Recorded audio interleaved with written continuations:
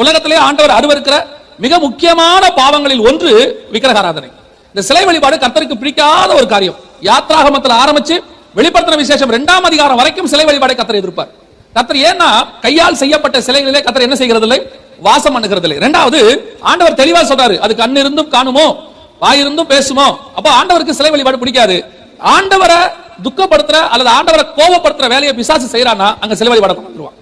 சிலை வழிபாடு வருகிற நாடு உருப்பட்டதாக சரித்திரமே கிடையாது உலகத்துல. இதுவரைக்கும் எந்த நாடும் சிலை வழிபாடு இருக்கிற நாடு என்ன செஞ்சது இல்ல. சில நேரங்களில் ஆசீர்வாதம் மாதிரி இருக்கும், ஆனா போக போக பாத்தீங்கன்னா அங்க என்ன வந்துடும், ஒரு தரித்திரம் வந்துடும். ஆசீர்வாதமான தேசம் இருக்கவே முடியாது. பல நாடுகள்ல பாத்துருக்கிறேன், அவங்க கர்த்தரை தேட மாட்டாங்க, ஆனா சிலை இருக்காதுங்க. சிலை வழிபாடுகள் என்ன கொடுக்க மாட்டாங்க, அனுமதி கொடுக்க மாட்டாங்க. அப்படிப்பட்ட நாடுகள்ல பாத்தீங்கன்னா கூட ஆசீர்வாதம் இருக்கும். அவங்க இத்தனைக்கும் கர்த்தரை தேட மாட்டாங்க, ஆனா அங்க சிலை இருக்காது.